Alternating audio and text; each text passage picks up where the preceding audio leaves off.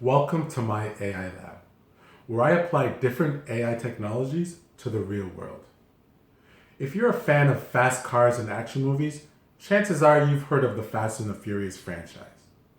Opinion on the franchise is varied, but one theme that stands out throughout all the reviews is that the franchise has diverged away from its original premise.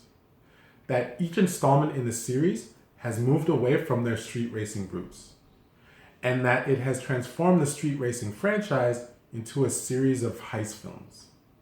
But can we measure this change objectively? Yes, we can. We can use object detection to count the number of cars in the movie, compare that against the entire length of the movie to get a percentage.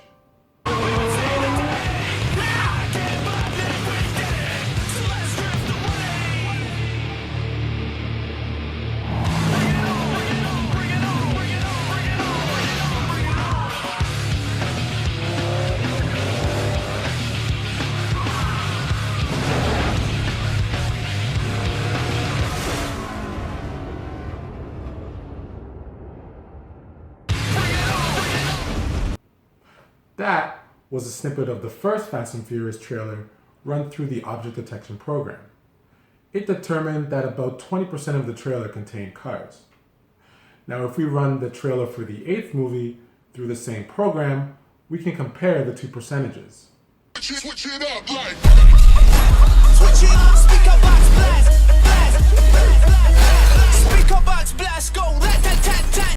So, we can see that both trailers contain about 20% of cars. And we could deduce, at least from the trailers, that the two movies aren't all that different. One thing to note, the AI model used for this program isn't perfect. It can't detect that this is a car, and it can't detect that this is a car. This is because the AI model used for this program was trained on a relatively simple image set. For instance, here you can clearly see that the AI model can recognize these as cars. But pull the video back a few frames and the AI model can no longer recognize them as cars. If a more diverse image set was used during training, the program could do a better job of detecting cars. Of course, these are just trailers, and trailers are not exactly indicative of an actual movie. You could also argue that the original movie wasn't strictly about cars, but about street racing and tuner culture, and that's completely valid. And we could have measured the amount of tuner cars that appear in each video, or the number of street races that appear in each video.